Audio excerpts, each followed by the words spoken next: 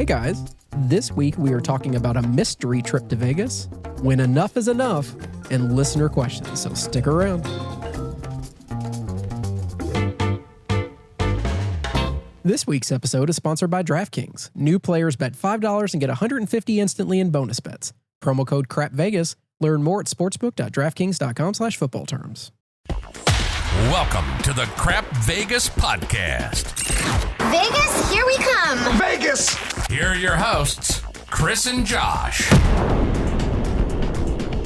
Hello, everyone, and welcome to episode number 70 of the Crap Vegas podcast. I am Chris. He's Josh. Josh, what's going on? Well, Chris, we're in the middle of appliance purchase hell right now. It's not really all that bad, but we're getting a new washing machine and a new refrigerator in our house. And they were supposed to have been delivered today, as it turns out. Mm-hmm. But somehow they got it set up with a delivery date of a month from now, so in 2025.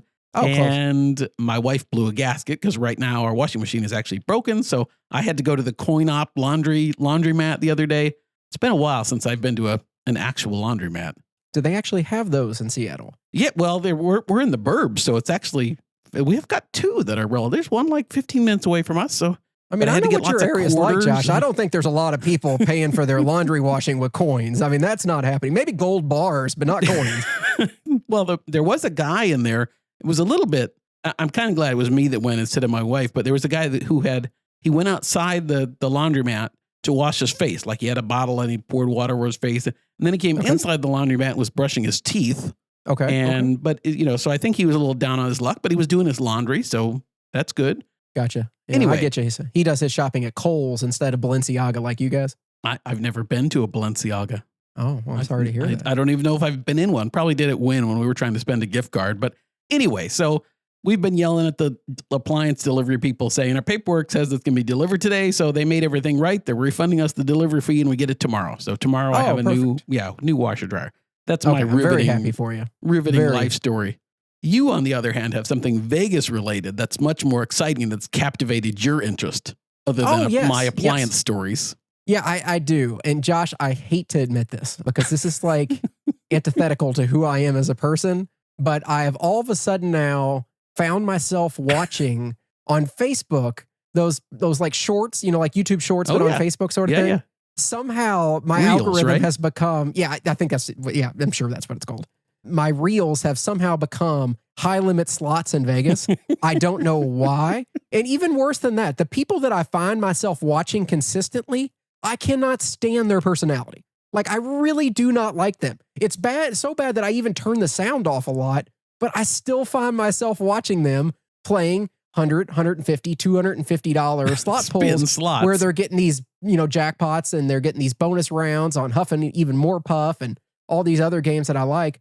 I don't know why, because I don't particularly love playing slots. It's fun. It's a good break, but it's not something I like super look forward to. But I find myself just scrolling these things nonstop. I even sent a couple to Josh the other day. You're of a sending guy. to me. I sent one to Josh that was like, Josh, look, this guy was betting like $30 to spend just like you do. And he hit like $1 million bonus that he was recording. And Josh is like, I can't watch the whole thing. I'm going to have to go back to Vegas too quickly. Yep. I actually stopped halfway through. I don't know how much he won on his stupid Huff and Puff bonus where he got a whole bunch of mansions and things. I think he got 15 mansions, but I don't know what it was. And it was a lot. So yes, yeah. Chris is not only is Chris into this, but he's feeding it to me. And I just don't need that. No, I mean, I can understand that, Josh. It's very interesting to me. So I keep watching them. I wish I could give a shout out to these people as much as they annoy me, because there's some I can't stand. I think the guy's name is like Raja, maybe. Oh, I know. The only one I really know is Vegas Matt, who I like, but he's never on my feed. Oh. It's always that person, somebody. Oh, that Brian Christopher guy, who I do not like. I haven't watched much of him. Oh, and his videos are even worse because he breaks them up and takes the same bonus over like 3 videos, which is just BS. Just an advertising employee. But yeah, I don't know, Josh. I don't know how I got into this. I'm really hoping I get out of it soon because it's too much of a time waster. But yeah, that's the week in Chris's life right now. Just do dash cam car crash videos. And I definitely can't do that. Feeding it to you. I need something completely different. Maybe I can find some videos on dice setting, Josh, so that can interrupt. They'll be out there, right? Who knows what your feed? Next week, every week, we'll just talk about what's in your reels and my Facebook reels. I this week on Chris's Facebook reels. I can't watch the slot ones because I think that so much of it is somehow faked. I'm sure it's not. These are people just legitimately recording Huff and Even More Puff and whatnot. Yeah. But I'm only seeing the bonuses. I'm not seeing how much money they threw in, No, that's beforehand. 100% true. Yeah, you're seeing 2 spins and then a massive bonus. You're not seeing the other 850 spins where they won nothing. Right. Yeah, it is a little deceptive from that practice. But I don't expect them to show all that. But yeah, those bonuses are fun. It makes me want to play. Well, let's tell people how to get a hold of us. You can send us an email. That is podcast@crapvegas.com. You can join us over on our Facebook page. That's crapvegas.com/Facebook. You can leave us a voicemail, crapvegas.com/voicemail, or the easiest way is always going to be on Twitter. X. He's at Vegas Duffy. I'm at Small Whale 13, or the show page is at Crap Vegas. Okay, previous episode feedback. We received an email from Scott regarding planning vacations to Vegas. Scott said, really enjoying your podcast. My gambling buddy and I have a lot of similarities, all the way down to the fact that he used to be all table games and made a Josh-like move to slots a few years ago, culminating in 32 hand pays during our Palazzo trip last year. Woo. But I was writing today to share a quote I heard a long time ago that seems to sum up a big part of the reason why you guys and we plan our Vegas trips a good deal in advance.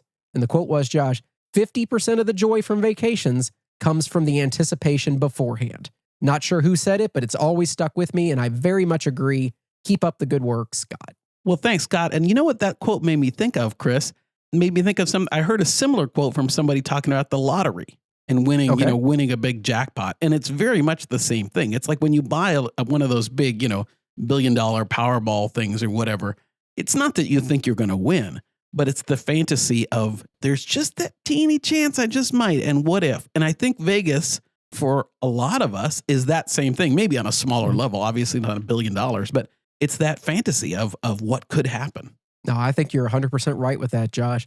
I saw Mega Millions was up to like $600 or $700 million this week. And my daughter in the car, when I was taking her to school one day, she saw it and she's like, Dad, are you going to buy a ticket to that? And I was like, I mean, I can, but we're not going to win. It's just not going to happen. And we spent the next 15 minutes talking about what we would do, right? What we would do. She's like, well, I could get this and we could do this. And I think you're right, Josh. I don't play the lottery ever. It's just not something I ever do. And maybe it's the mathematical side of me saying that this is even worse than anything else that we could ever consider doing in Vegas. But no, I think you're 100% right on it, that it's that thought of what if that makes everything so exciting. And to your point, Scott, I mean, it hurts me not to have some Vegas trip planned, even if it's whatever it is. If it's 2 months in advance, 5 months in advance, I look forward to that. I think about that all the time. So if I don't have something on the books, it kind of drives me crazy. I hear you.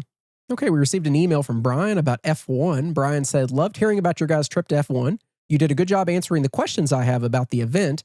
Couple follow-up questions for you, though. Number one, is it an event you would attend again in the future? Well, thanks, Brian. Yes, I would attend it if the tickets were comped. I'd probably want to go see the race for a few minutes, but really it would be kind of just an excuse to go to Vegas, I think. It was fun. It was pretty nuts, especially in the evenings with all the race fans and all that stuff in the high limit slot areas and the high limit table games areas, which is where, especially at night, I tend to want to be. And so it's not, I mean, I'm not going to go out of my way to go there again, but as an excuse to go to Vegas, yeah. Yeah, I'm with you there, Josh. I mean, I think most people know that listen to our show. My favorite thing is going to Vegas on dead weeks when nothing's going on. Used to always go the beginning of December before rodeo week because nobody was ever out there. I love going that time where I can walk up to 15 empty tables and every slot machine in the whole place is empty. That's great to me. So no, I don't want to pick out a date that's, artificially busier than any other time. But his second question, Josh, for someone who doesn't care at all about F1, do you think this is one of those things that you should experience at least once? One of those one-of-a-kind Vegas things that you have to go to, and then you can say you did it and you move on? I think so. I think, Brian, it is. I think if you can, especially in Vegas, like it's one thing to go to an F1 race wherever, but go to an F1 race in Vegas, your favorite city kind of thing, is fun. And it's a short race. I mean, you don't have to do all the stuff that's involved. The race itself, I think, was like an hour and 15 minutes, Chris, something like that. It was, remember, right? It was short. So you're not necessarily investing that much time. And I think ticket prices, as they probably continue to go down, aren't too out of line. You might be able to get comped. I think it's worth going once just to say you've done it. Yeah, I mean, I have a feeling now that especially now we have two in the hat. Right. It feels like in future years, because this is what, a 10-year contract? Isn't that what they signed? No, I think it was either 3 or 5, but they're working on extending it. I don't think they've officially done it yet. It feels like every year ticket prices are going to come down. But more so, I think you're going to start seeing even more properties offering comp tickets to this, to lower and lower level players every year, where it might have been, and we saw this firsthand, last year at Wynn, we couldn't get a ticket if we tried. This year, Wynn was offering tickets, and maybe next year they would offer tickets and let us even sit in an actual seat or something. Who knows? Right. I mean, for Wynn, that would be a huge thing. Not just watch it. Yeah, we'll talk about that later. For Wynn, they actually gave you tickets to stand there with a TV is all it was, Josh. I don't know. But thank you for the email, Brian. We really do appreciate it. We received an email from Amber, also about F1, Josh. She said, hey, guys, my boyfriend and I made the haul out west for F1 weekend, coming from Maine. Ooh, that's a hefty trip. Was a long trip, to say the least. Yeah, I agree. Yeah. We had many of the same thoughts as you guys did. It wasn't nearly as crowded as I would have expected, but we were staying at Bellagio, and the high limit area stayed consistently busier than past trips we've been on. We agreed that the event is doing exactly what they want, bringing in high limit clientele, but it sucks for the residents and lower level players. I wonder how much longer it will last. Love the show and hope to meet you all soon. Amber. Well, thanks, Amber. We totally agree, and I'm glad that you saw that same thing. Well, not glad, because you wanted it to be a little quieter in the high-limit areas, but that it was the same way we saw at Venetian at Bellagio, like you're getting the high-limit slots areas full and that kind of thing. Yeah, absolutely. Final email of the week from Sarah Josh. She said, I'm so jealous of the craps roll that you all talked about on the show last episode. It sounds like one of those that you see once a year or even once every few years. Do you guys think that you did everything you could to take advantage of it? Or in hindsight, do you wish you had pressed harder and really went all out? 5-figure wins on a single shooter is amazing, but should it have been more?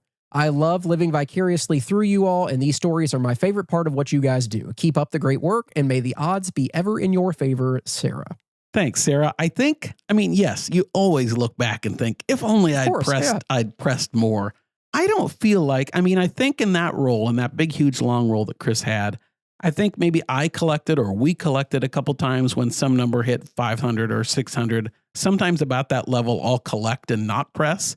And theoretically, that's a good move. But when the roll continues going longer and longer and you think, hey, I missed a $150 or a $400 press or whatever it was, a $500 press, it's a big deal. So there's always ways you could take more advantage of it if you knew. But I don't feel in that one. I think we were pressing relatively early. What do you think? I think we were relatively aggressive. The only thing I would say, Josh, along those lines is if the table had been running pretty well beforehand, I bet you we probably would have made 25 to 30% more than we did. Good point. But because things had been ice cold up until that point, when we were first hitting numbers, we were doing standard press moves for us. We were going maybe 150 to 180 and 180 to 210. Whereas when things are going well for Josh and I, and we're up at the table, we're much more likely to go like 150 on the 6 up to 210. And then to 300, right, we'll skip steps and take multiple steps in our pressing, then 3 to 450 and 450 to 6. That sort of thing is more common when we're winning. So because we had been getting our ass handed to us for a while, I think we held back at the beginning. And that probably did cost us a couple grand, at the end of the day versus what it would have been if we were super aggressive. Right. But like anything else, the next roll always could have been a 7. In hindsight, it's really easy to say, well, why didn't we just, full press every time for the first 4 hits? But yeah, it's easier when you're looking back. But it is fun to think about, Sarah. It's really fun to think, man, if I'd done this. And sometimes that makes me do something different the next time around. Yeah, no, I agree with you there, Josh. And the only other thing I would say is that whether it's unfortunate or fortunate, depends on how you look at it, the 4 and 10 weren't the number that kept popping up over and over again. We had a lot of them. And we did get it up to 1,000, 13, something like that. But if some of those 6/8s that we hit would have been more 4-10s, then it could have significantly changed the way things go. Because actually, Josh and I are far more aggressive on the 4-10 than we ever are on the 6/8. Which is funny, but yes, we are. Yeah, that's amazing how it's that fun works. When it hits. That's what I always tell people. 4 and 10s are the best numbers ever when they hit. That's right. So thank you, Sarah. We really appreciate it. Okay, Okay, Josh, so I was thinking what we could talk about on this episode, and I don't know if we can look past the fact that I gave us a ready-made topic. You did. You snuck out to Vegas and didn't tell anybody. No, it was a pretty, on the DL trip? You were on the DL. That's Good, I was yeah. on the DL. Not so much when I was there, but yeah, I didn't make part of it was this was supposed to be a trip that was going to be a week later. I had some family stuff I had to do, so I couldn't do it, but I still had a little bit of vacation time left. And so this was going to be a little use of my vacation that I could do. So I jetted off down for a quick trip and had a lot of fun. I wished you could have been there. I begged Chris to come, but he did. He was reluctant. There was no way I was going to make it work. And we were even, Josh, you were in Vegas when we were recording last week's episodes. Oh, that's right. Yeah, you had your espresso martini in hand that I could see on the video and some of our patrons can see with the behind the scenes stuff. So tell me, Josh, where were we staying? So I stayed at the usual haunts. Originally, it was going to be actually a trip to Fontainebleau to maximize whatever the status is I have there before the end of the year, because I had status matched and I'll lose that. And so that was the original plan. But I reverted back to what's comfortable and went back to Venetian Palazzo. That is just a place you can't get away from right now, isn't it? Nope. I asked our host for my favorite room with the elliptical machine and the super shower. Did you specifically request the elliptical super shower room? Yes, I did. Is that what you called it? No, I called it whatever. Can I get the elliptical super shower room, please? And I think that's what they call it on the DVD website. player too. It does. Which they got a red box down on the first floor you can go get rentals from now. Oh, in the VIP room, you get unlimited video rentals. Oh, fancy. Yeah. Probably the adult type too, Josh. Probably. So I got there at like 10:30 in the morning on whatever day it was that I arrived. And we had transportation this time around as opposed to our F1 trip where we didn't get transportation. So I got a text from the driver saying, I'll be there shortly. So I get off the plane. I didn't have baggage. I was in first class. So I get down there, no driver. And I had actually gotten 2 texts from different drivers. So I wasn't sure who was coming. So I texted one and I said, "Are you here? I'm here."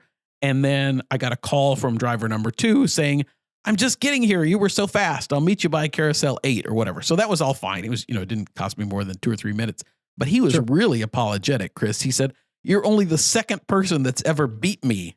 Oh, wow. Congratulations. Yeah. He said, "I count on, a certain amount of time the person takes to get off the plane, get their baggage, or at least get down and I beat him." So he apologized like 4 times on the way to the property that he kept me waiting. And I was like, it's not a big deal. It was all fine. I know I was super fast getting off the plane, so it's okay. You should have told him, "I'm not okay with that. You need to be here on time. Drop me off at Wynn instead." I just stiffed him on the tip because of it. No. Yeah, exactly. I gave him $5 and said, "Try harder next time." That's right. Do better.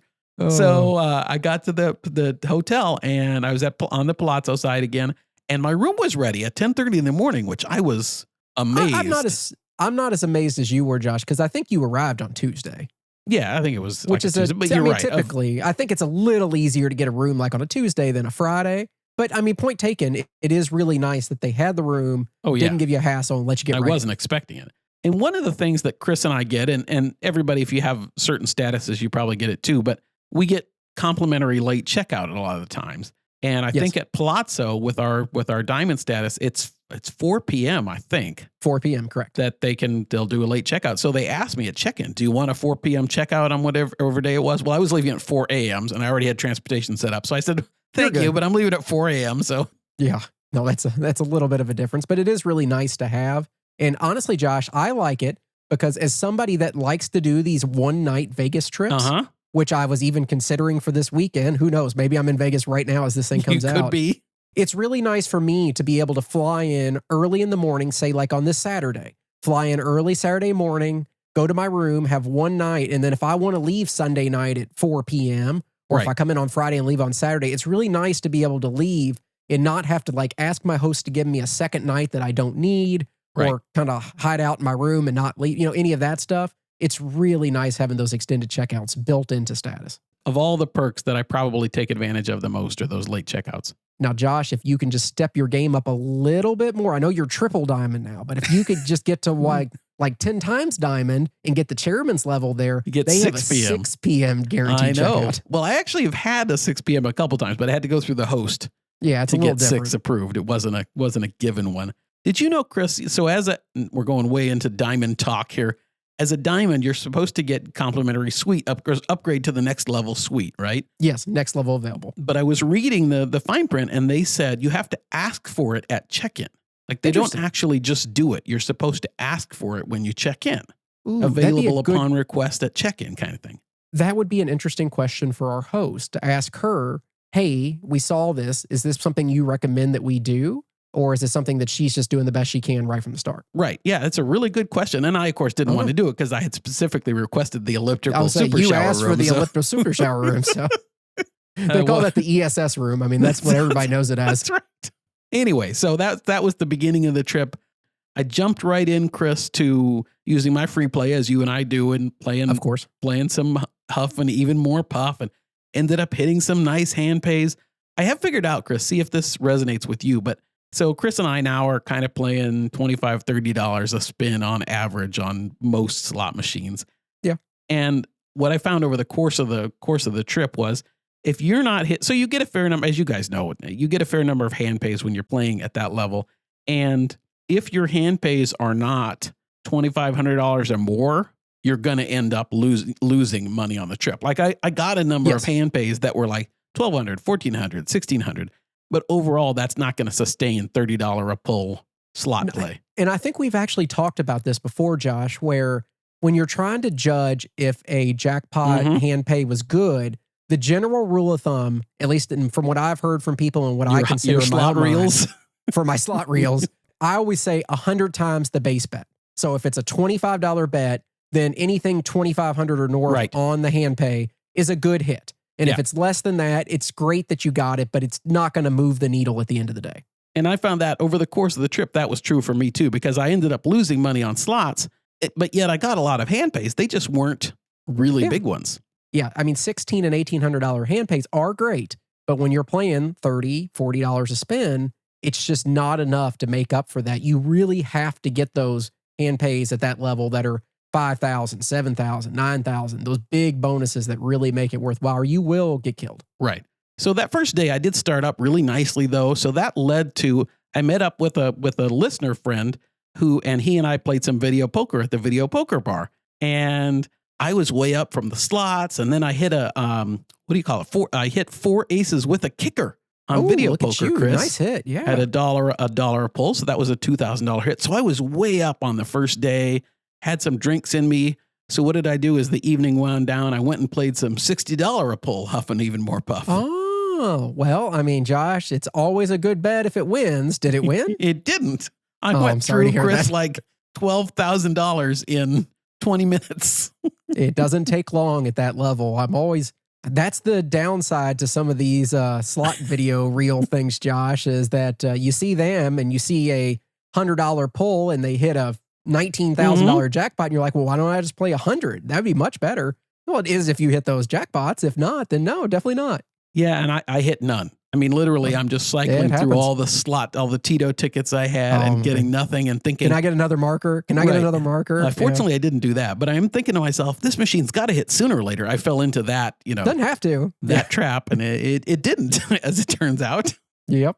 So tell me, Josh, I heard that on your trip, you had lunch at Delmonico, and we've never had lunch there. Yeah, so this is with that listener again. We were looking for something to do around lunchtime, and like Delmonico's open. We didn't have a reservation or anything, and went over, and I don't even think I needed to. It was fairly empty at lunchtime, but I had my diamond card out just in case. Oh, of course you did. I mean, you look like one of those like convention visitors that has it on a lanyard right down the middle of your chest. And when you walk around, you hold it up in people's face. Excuse me, I do. Diamond coming through here, people. I have a hat that says diamond. I got lucky and am a diamond member at Venetian Palazzo. That's right. Anyway, so Chris had a little different than usual, had a burger at Delmonico. So is it a completely different menu, or is it like an abridged version of the dinner menu? It's an abridged version with some more lunch items, but you could still get the 9-ounce filet and some of the top ones. The sides were different. Like they didn't have the corn. They did have the potato croquettes. Oh, thank God, because I couldn't survive without those. Oh, I know. They had fries or whatever their version of fries is, and they were amazing. But they were, if you go to Delmonico and you have lunch and you have the fries, one order will work for 2 people just fine. We Okay, so we you're- ended up with 2 sides of fries, and that was way too much. So you're saying on future trips, not only do we go to dinner at Delmonico, you want to have lunch at Delmonico Yes. too? That sounds healthy. And the person I was with tried the what's your favorite dessert? The banana cream pie. Ooh, the banana cream pie. Emerald's banana cream pie. At first, he bit into it and he said, I was expecting more. Like he wasn't as enthusiastic about it. And then he got into it and he said, this crust is the best crust I've ever had, and totally makes the dessert. Like like the first bite for him wasn't as perfect as I think it was for you, but then he really got into it and liked it too. No, it's pretty darn amazing, Josh. I'm like hashtag Emerald's pie or something. I don't know. We need to come up with something. It's just so good. I had the sorbet for dessert, which was Ooh. nice. Very Something nice. different. Refined. So yeah, that was the Delmonico. That was the only other really exciting food story on this trip was, Chris, I had room service. I think for the first time ever, Venetian room service.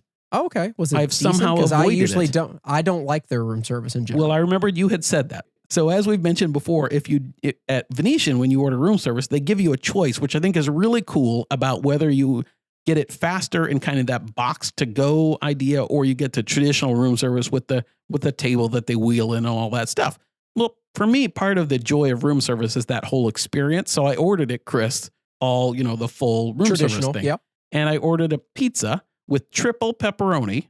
Which is very common for you. Yeah, which is very common for me, and whatever else I ordered, some sides or something or other. So it's like, and they told me it was going to be maybe 40 minutes. So an hour passes Okay. and nothing. And I get a call from somebody saying, we're putting your order together now. It'll be up in 10 minutes. Okay. Okay. It comes and it's in a box, in a bag, Okay. without the traditional without room the service, glass. which is Yeah, what it I doesn't had have the wanted plates and and ordered. silverware. And so I was a little irritated by that. And then the pizza was like 12 slices of pepperoni on the whole large pizza. Oh, sorry. And that was slightly irritating, but like, fine, I didn't get all the pepperoni I wanted. That's okay. It sucked though. I mean, The Josh, pizza was lousy. I've had a bunch of different entrees off of the Venetian Palazzo in-room dining. I still haven't found anything I really like yet. I've tried a bunch of different things. I've tried their burgers. I've tried their chicken. I've tried their pastas. I even got a steak one time.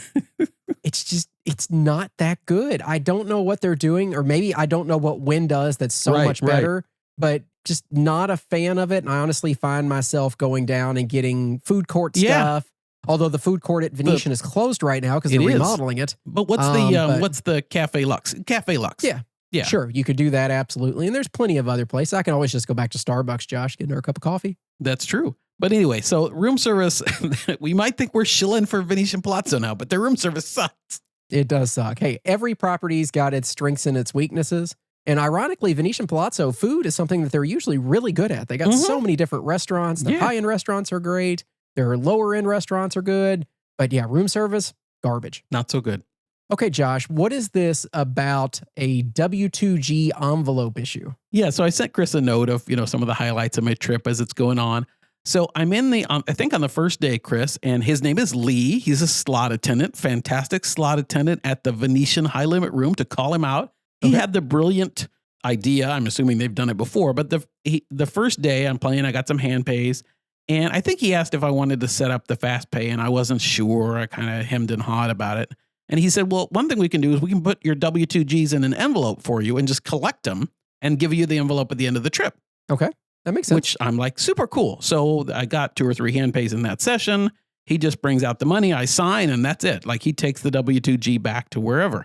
So why wouldn't you just sign up for FastPay then if you were just going to have them collect all the W2Gs and put them in an envelope? Because that's effectively what FastPay is, except Except you you're don't have tipping. to worry you're about the tipping. tipping. You don't have to worry about slowing down. And more importantly, though, Josh, which I find more important, it's a lot less work at the end when I'm inputting it on my spreadsheet of all my different That's W2Gs so true. I can keep track of them when it's just all on one page. I don't know, Chris. I wanted to have a story to tell for the show. What content generation? Let's That is the perfect answer there. Okay, go ahead, Josh. Generate some content for I us. don't know why I did it. It's a really valid question. I don't know what was going through my mind at the time. Maybe I'd been drinking. Who knows? Anyway, Probably. so the next day I go in. It's a different slot attendant, and she knows that the envelope's there, though. She knew me. She knew the envelope.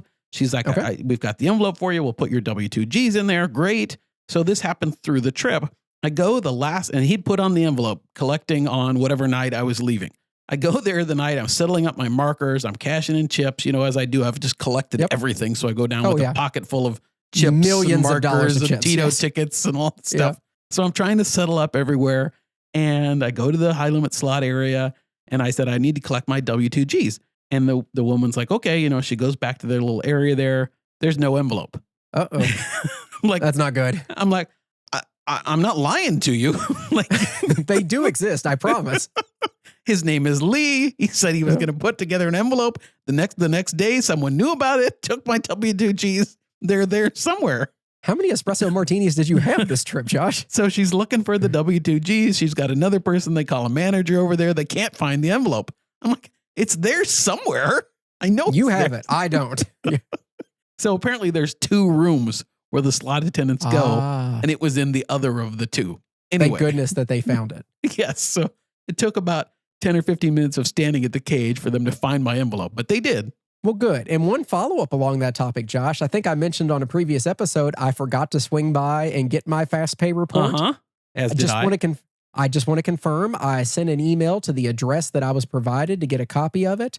And 6 days later, without ever getting a response email, I got You an just envelope got in the it? mail with the summary W2G. So it All right, was well. all put together. I have to do that too, which is part of the reason maybe I didn't do fast pay on this trip is because I forgot to collect the envelope on the last one. So I'm Maybe they deducted the cost of the postage out of my for sure. my comp account to send it to me. I don't know. They didn't say anything though. They just shipped it right out. Anyway, Chris, let's talk for just a second about what everybody's here for, which is the craps. Oh, okay. Yeah, I played some slots, but everybody really wants to hear about dice. I felt like the whole trip while you were there, I kept asking you, how's the craps going? How's the craps going? And you're like, just wrapped up a slot session, just going to eat, wrapped up another slot session. I Played some never video heard you poker. say, I was, yeah, never did I hear Josh say, oh, craps was great, or I just got done at craps. I did play quite a bit of craps, but not as much as like you and I would or anything. I did spend a ton of time playing video poker, which was a lot of fun, lots Sure. of drinks, that kind of thing. But I did get some good crap sessions in. I hit the all tall small once. So Chris, I'm Congratulations. playing at the table by myself and doing our usual thing. And a guy buys in for like $150 or something. And he's playing just a $30 6 or a $30 8. And he's a totally nice guy and it's fine. And I'm in the middle of this great roll. And I hit some 6s and 8s for him, and we're doing Nice of okay, and all that kind of stuff. But maybe he even got up to playing the 6 and the 8. So Whoa. the roll goes along, or maybe even when it was over, and he tips me $10. And I said, man, I really appreciate it, but you take it. If you want to, give it to the dealers. Like, That's, yeah. I'm flattered, but I don't need it. Yeah, I'm good.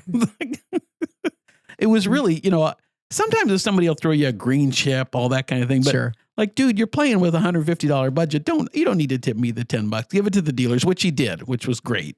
I was going to say, I've had that happen a couple times after good rolls, and you've even been there a couple times. And usually when that happens, I take the chips that they throw me and immediately throw it to the dealers and say, hey, put it on a yo for the dealers or something. Right. I just felt so guilty even taking the chips from him that, that Sure, I'm like, you yeah. do what you. I mean, the gesture is extremely nice, but Yes. never necessary. And at no point, I don't care how much somebody makes me, I'm not tipping them. Right. I'm just not doing it. Yeah. No, I probably tipped if it were reversed and that shooter shot for like an hour or something. I probably would throw him some money because he was a really limited bankroll type player. I tell you what I have done. Now that I say that, I'm wrong. What I have done in those situations, if a shooter's having a really good roll and I notice that they're playing significantly less Yeah. than I do, I will have a tendency to put them up on like feature bets, on hard ways. I will throw the dealers and, give me a 3-way six, hard 6. Or I'll put them 5-5-5 on the features if there's a come out 7 that resets everything. I have a tendency to tip players like that Right. just because I want them to get something good off this great roll they're having. But I don't like just handing money to somebody. Right. By the way, Chris, that crew was that crew with Abraham and those guys at Venetian. Okay, over that's just- Venetian, yeah. Yeah. Fantastic crew. I can't remember the rest of the guys' names, but fantastic crew. So Yeah. I also played, Chris, at least one crapless session. Okay. And I'm always struggling with, I love crapless. I really do like the game. I can't figure out what level I want to play to I'm the same exact way. like to get the bets that feel comfortable for me and all that kind of stuff. So Chris, I settled on 740 across. Okay, so 740, there's 9 spots. So I'm going to guess you're not playing the 5-9. That's exactly right. So, and if it's a quarter table, I was sometimes doing a baby 5-9. So I was doing 25 each on the 5-9 just so I didn't have any gaps. But I like that. It's obviously a fair bit of exposure, but at least I felt like, as we talked about before, I've gotten used to having the black chips in action. And so that was nice. And I'll tell you, when a 2 or 12 hit and you've got 100 out there, and you get $600 right off the bat. Yeah, it makes you feel like we're having a good roll pretty quickly. Yep. So I played the one crapless session that was a fair bit positive because I think on one roll I hit a 2, a 12, an 11, and probably a 3. That made up for a ton. So I quit ahead on crapless, so I was happy about that. So yeah, other than the crapless story, it was overall not a net positive trip for me, but over my last 2 trips, I'm still positive. So that's what I'm going for and carry me through to our next trip in probably, we'll talk about it at the end of the show, but it won't be till next year, I think, for me. Okay, Josh, after the break, we're going to talk about something that's been bugging me all week, and we'll answer your listener questions. So stick around. If there is one thing I am doing a heck of a lot more in 2024 than I ever did in the past, it's sports betting. And I tell you what, once it became legal in Kentucky, I tried every sporting app, bet, whatever you want to call it, that was available. But at the end of the day, Josh, I kept coming back to DraftKings. Their app is extremely easy to use. Deposits are instant. Withdrawals in my account the next day. It's just awesome. Even better, and what I use a lot, it feels like every day they give me a random free bet on something or huge odd boost on something. Whatever it may be, there's just always some sort of benefit to using their app. It is by far the best place to bet. And not only that, I've been using DraftKings a ton to help with my fading crap Vegas picks over on Patreon. Oh, interesting. I didn't know that.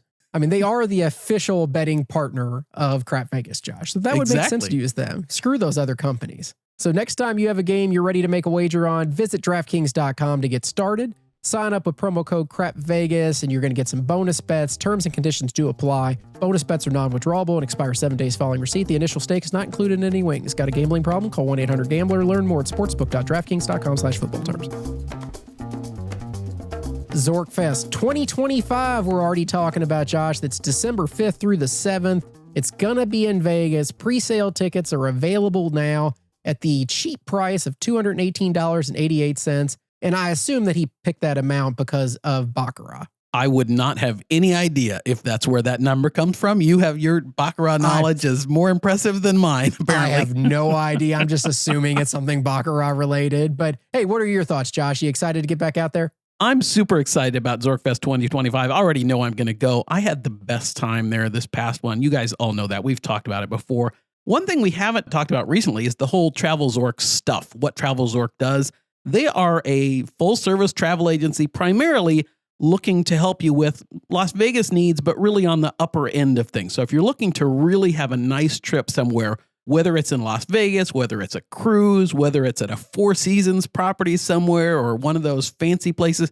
Chris, do you know where Michael Traeger is right now? I believe he's in France. Yep, that's exactly where he is. He's off doing all sorts of fun travel agent stuff, learning about these properties all over the world. I think he was at a party at Four Seasons right now. He's going on a trip to Budapest after that.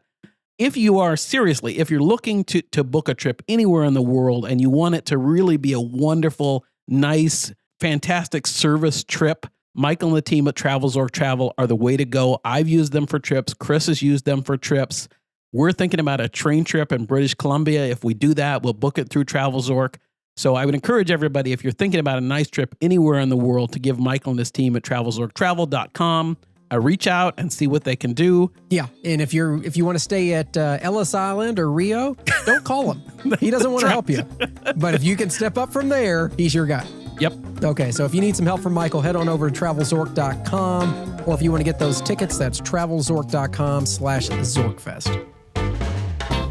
Okay, Josh, so we all have those things that they shouldn't bug us as much as they do. Oh, this one should bug you.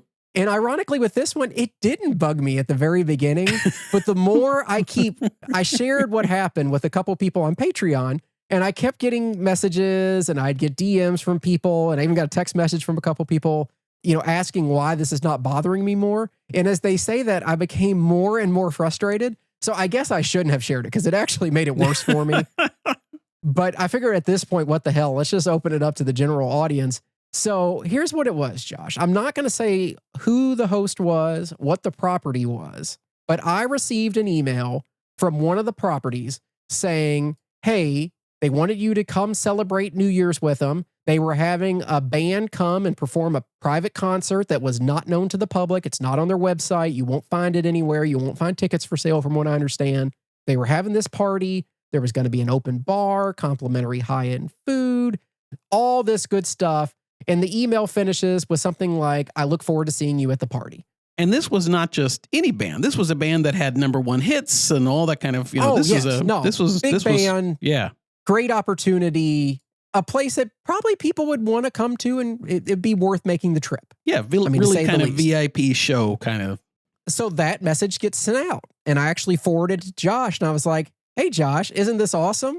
And Super he's like, cool. wow, that is so cool. I didn't get that, but that's really cool. Are you going to do it? And I was like, no, I can't because I can't go New Year's, but really cool to get the invite. Yeah. Fast forward 4 minutes later. 4 minutes, Josh, not long, 4 minutes. Get an email that says, Chris, my apologies sent by accident to you. Please disregard. Hope all is well and happy holidays.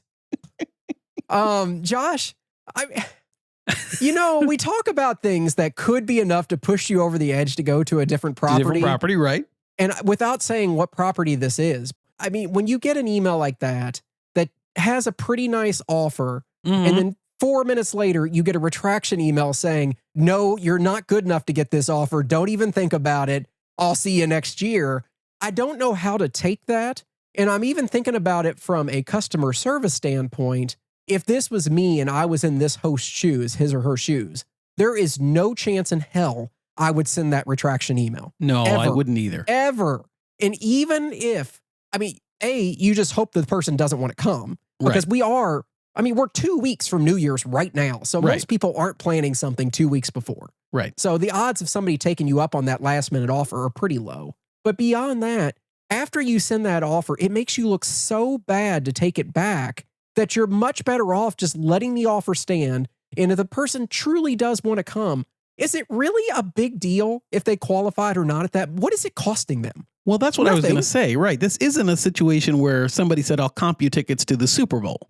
Correct. Where Yes. the number of tickets are limited and they're prohibitively expensive. Sure. That kind of thing. This is one seat at a concert, an in-house private concert. An event that you control the number of seating, you control everything. And it's one of those things where if it truly was that all seats were gone, which they're clearly not because you're soliciting people to come, you could just say, hey, it's a general admission pass where you can go into this side room and there's things they can do. They can add a chair here or there. There are ways they can get around this. So yeah, Chris sent this to me and I was just mortified on his behalf. I mean, I think the thing that should have happened, that mistakes happen, but I think the host just should not have done anything. Just let the chips fall where they may. Just take your chances that Chris is going to be flattered that he got invited, but not be able to go for who knows why. Yes, I tend to agree. That would have been the best solution, bar none. So, Josh, what are your thoughts overall, though, no matter what it is, whether it's a New Year's Eve event, in general, do you think if you receive an offer from a property, no matter what, should they have to honor it? Well, should they have to is a question. I get my lawyer brain on. No, they shouldn't have to honor it. I'm not saying must they honor it, but should they have to honor it? Yes, they should. Yes, that host should honor that offer. It's not going to cost the property that much if you were to even take advantage of it. It's not even like giving you $5,000 of free play. And that's what I was going to say. If this was something where it said all that stuff plus $5,000 in free play and $1,000 in resort credit and 3 nights in a suite, okay, then I would probably assume that offer was not for me, just based off logistics. It's not even close to anything you've gotten before. But at that point, then, if I was the host, then I could turn around and say, hey, that clearly got sent in error. The wrong information was on there. I can still get you the tickets, and I'd be glad to get you a room, but I can't do the other stuff. If you still want to come, I'd love to have you. See, the host here should have said, I can get you standing room only in the back, but no food and beverage. Yeah. I don't care, but you got to do something to pretend that you're not an asshole. And in this case, the person did the exact opposite and confirmed they're an asshole, even though I'd always kind of thought that they were, but now there's no doubt in my mind. So here's the real question, Josh. You know what property it is. I know what property it is. It doesn't matter. After this happens, would you go back to the property? Would you contact that host and book another trip like nothing happened? Well, I'll tell you, I definitely be offended. And I think my feelings would be hurt because we all like to feel like whatever level you play, you want to feel valued by the property. And this just says we don't value, even though I know the property does value you. This just says they don't. Right. This just says they don't. So all things being equal, I would not go back there. But I mean, that's easy to say and harder to do. We have our favorites. We have properties we like. We have reasons we go that are beyond gambling, whether it's food, whether it's whatever. Yep. But I think if I could, I would move away from that property. Okay. I was just curious what your thoughts on it. I'm completely torn on it at this point. But it all comes back to that same issue we've talked about before, Josh. Getting a new host is almost impossible. I got the same message from a bunch of people asking, why didn't you contact and have a new host assigned? This is ridiculous. Because at the end of the day, you can't.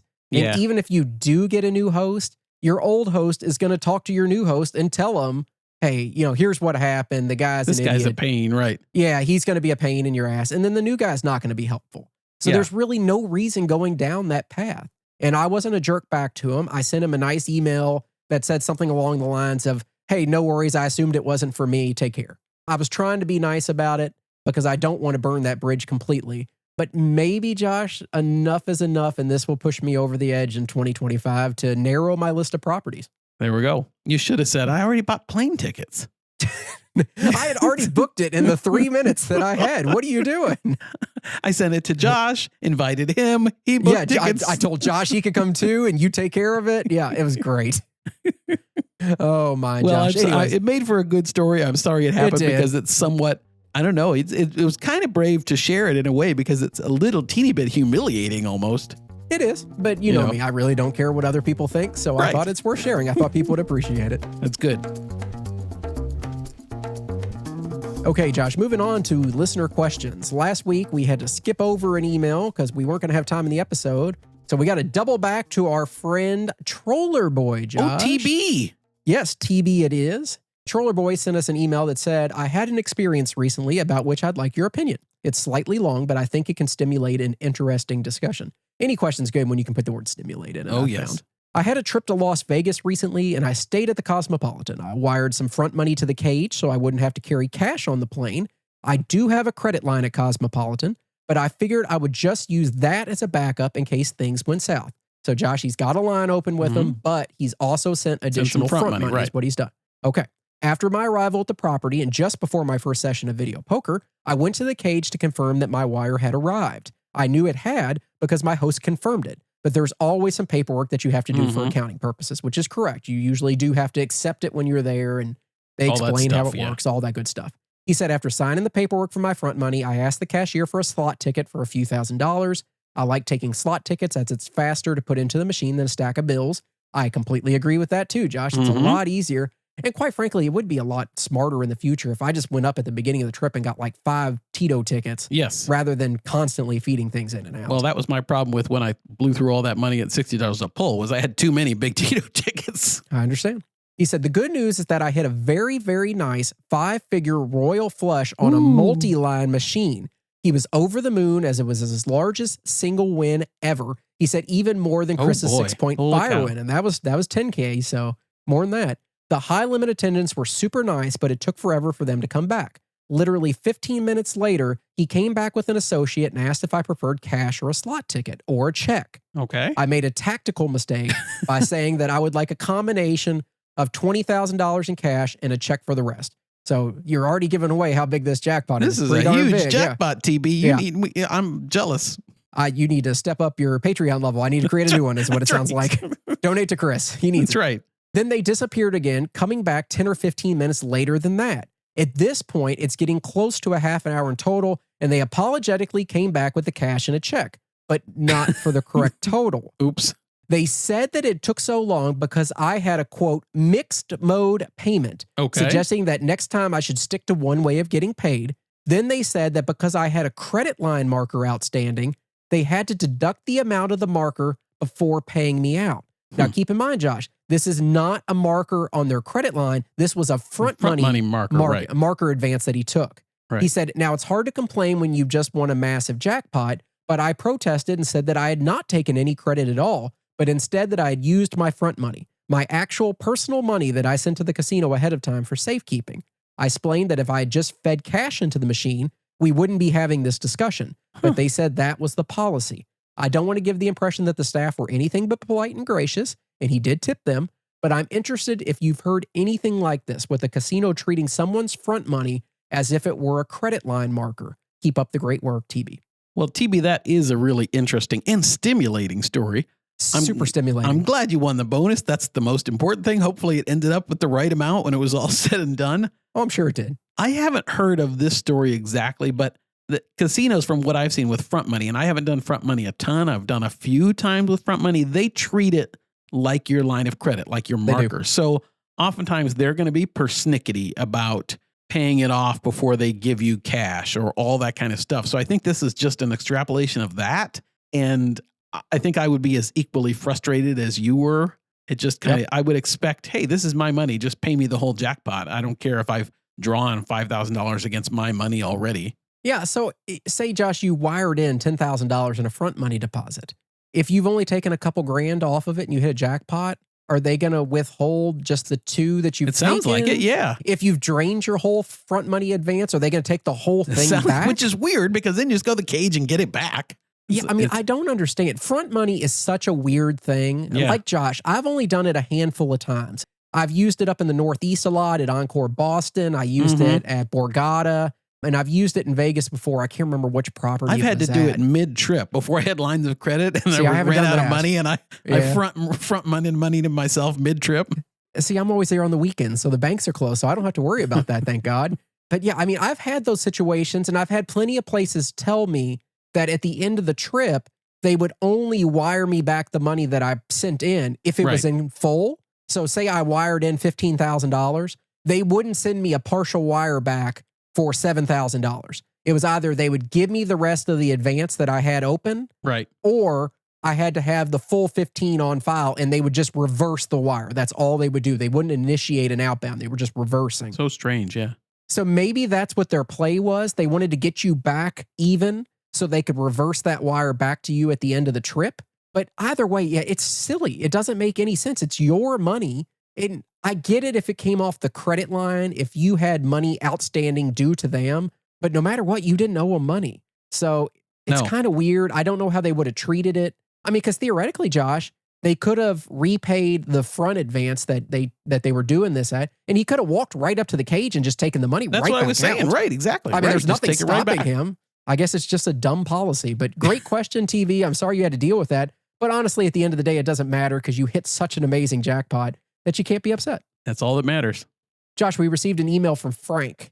Frank said, Chris and Josh, I recently stayed at the Venetian Hotel for the F1 weekend. When I arrived home from the trip, I looked at my Grazie Rewards account and noticed that I earned 7,774 tier points for my play. I mostly played craps, and according to the Venetian Rewards program, they sent me an email after I inquired about my rating, and the email stated, quote, based on your play, your rating showed an average time of 12.35 hours and an average bet of $498 for tables. Okay. I'm currently a Ruby card holder at Venetian, usually go to Vegas twice a year.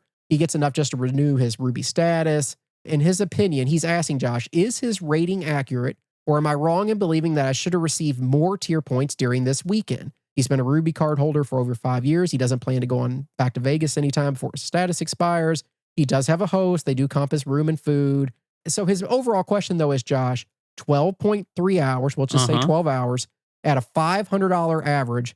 Does that sound like about 7,000 tier credits for you? It sounds higher than 7,000 to me.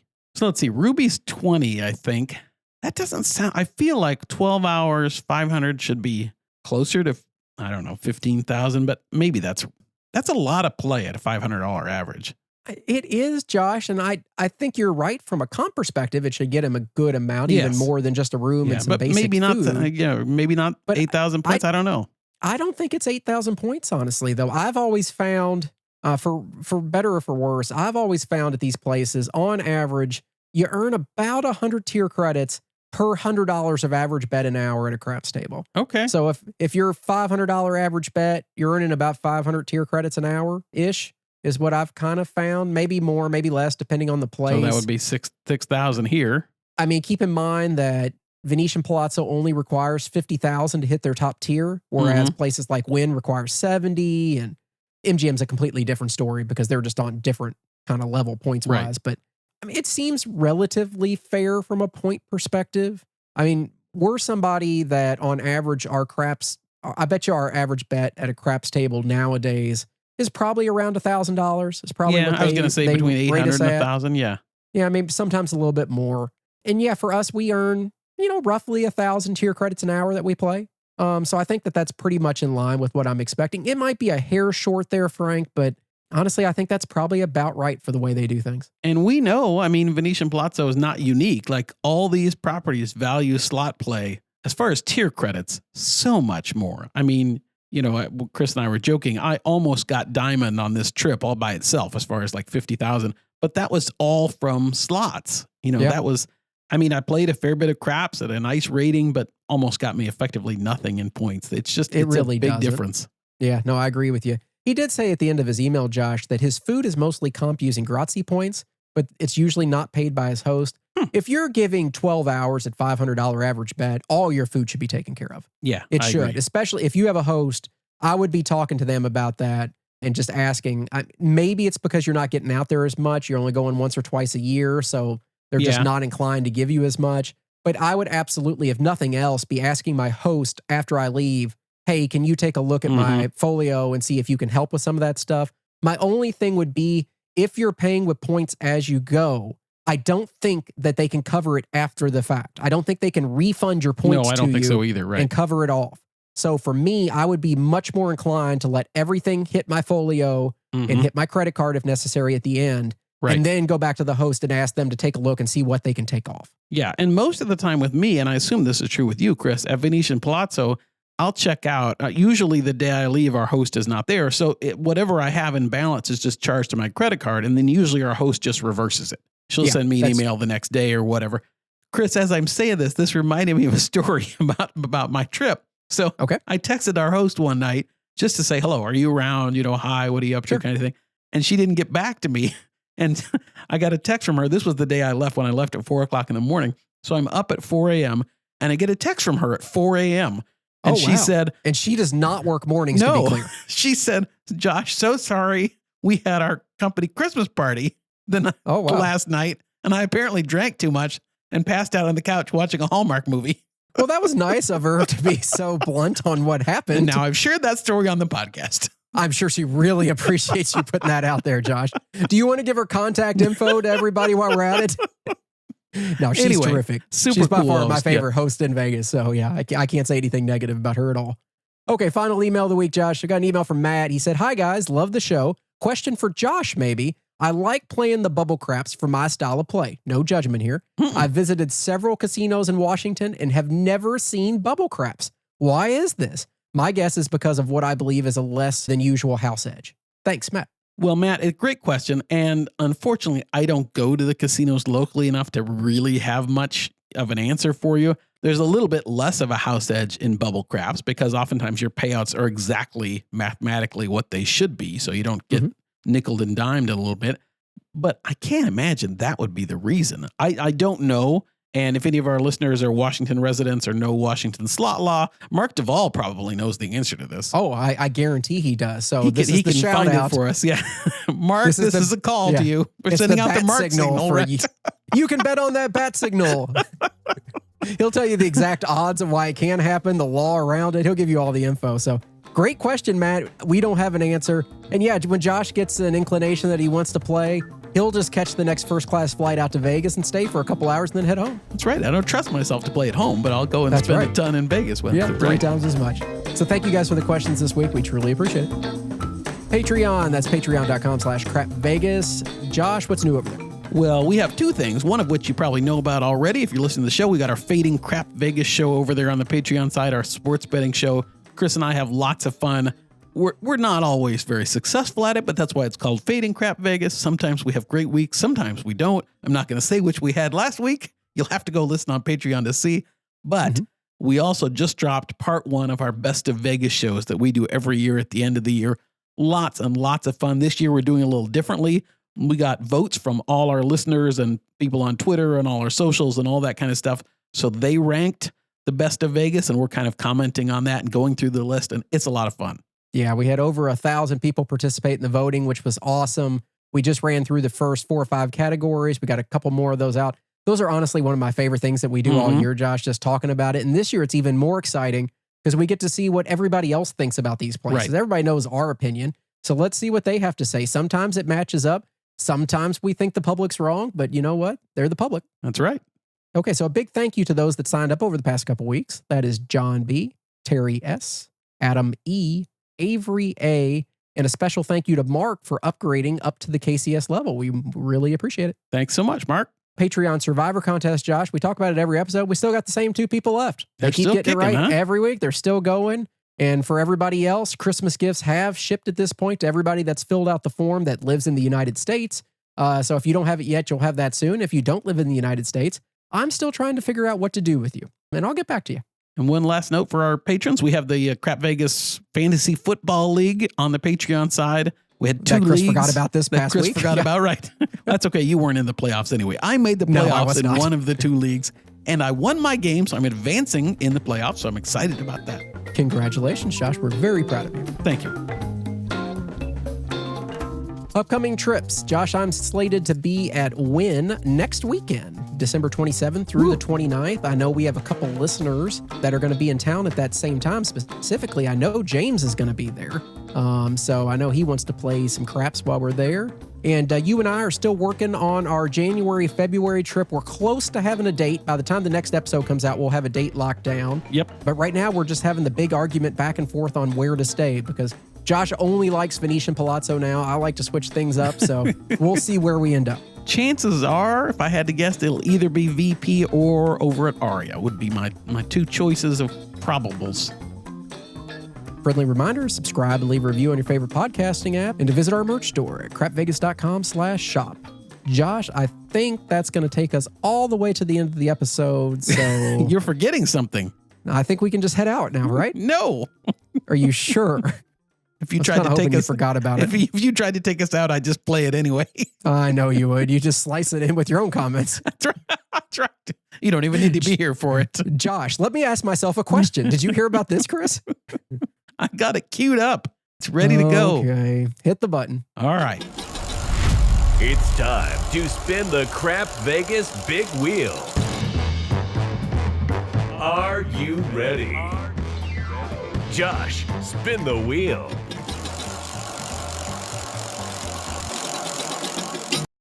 Oh, Chris, this is a fun story. Mm-hmm. Were you ever a fan of Pawn Stars? Oh, yeah. We've talked about it on the show before. Yeah, a little bit.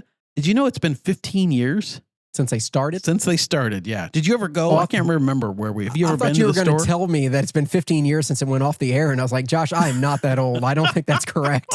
No, it's been on for 15 years. Did you ever go there? I can't remember if we had No, this. I haven't been there. I know you've walked there before. Yep, walked there. I met Rick, and I met. I guess Rick's the only one I met, but I saw Chum Lee. I saw the old man. I Mhm. can't remember if I saw Corey, but anyway, they are finally taking a page out of our book.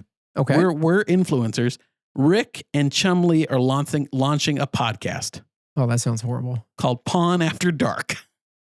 Nice. I mean, I'm sure they have some great stories, but I don't know. I wouldn't have much interest in that, It's Josh. supposed to be a what happens after the cameras are off, after the Oh, store I'm is sure. closed kind of thing.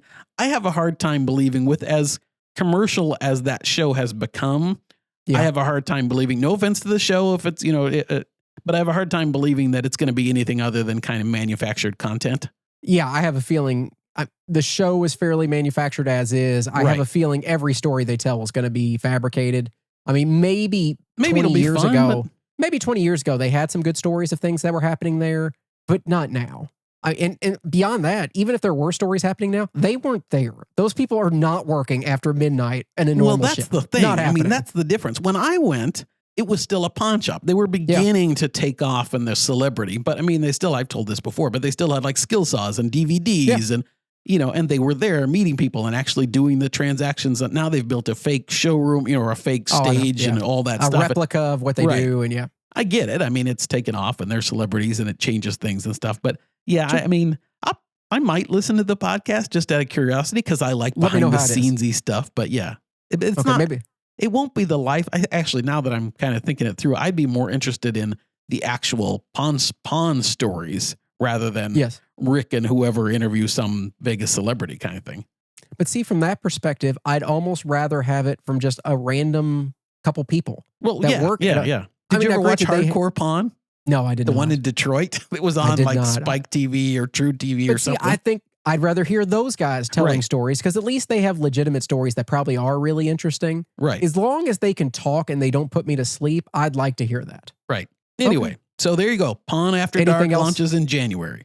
Thank you for, how much did you have to collect in money to say that on this show, Josh? That's right. Is that a paid advertisement? Well, we have one more spin. Let's see what we get. Okay. Well, Chris, speaking of being a paid advertisement, not to be a shill, but did you see that one particular property on the Strip is getting some good holiday press for something they did?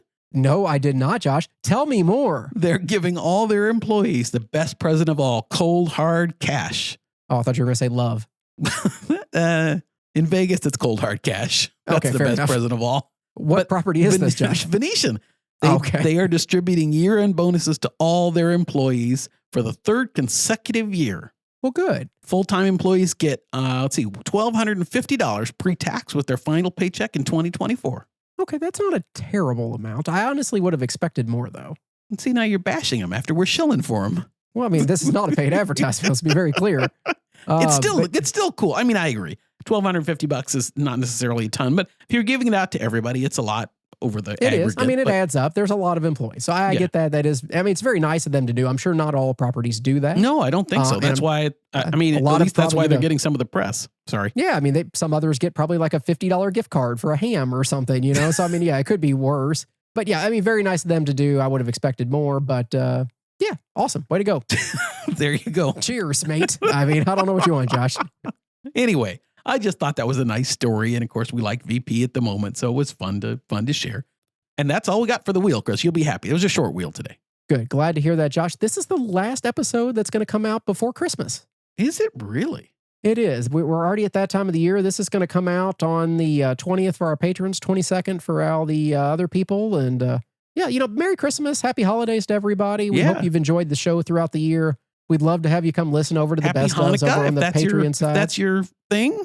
I said happy holidays. I'm trying to capture everything, Josh. Happy Kwanzaa. Happy Hanukkah. We need a Festivus episode again. We really do need a Festivus for the rest of us, Josh. People that would are like, be terrific. Chris, every episode's your Festivus episode. Well, did I not have an airing of grievances slightly earlier in this episode? You did. So happy Festivus, everybody. Josh is playing the give bonuses. Chris is playing the grievances. That's exactly what happened. So, guys, we really appreciate it. Thank you for listening, and we'll catch you in the new year. Yep. Thanks, everybody. Happy holidays. Bye-bye. Vegas, here we come. Thanks for listening to the Crap Vegas podcast. Have you ever been to Vegas? Check out all our recent news and our Vegas trip calendar by visiting crapvegas.com. See you in Vegas. You could cut that part out. Which part? The whole thing. Fuck, I don't know. Just start it over. God damn it. We'll do it live, Josh. We'll do it live. Fuck it. We'll do it live. Okay, here we go. I don't even know, Josh. I just skip start the show over again. Yeah, start the show over again. Computer, how many entries are there for Darmok? 47.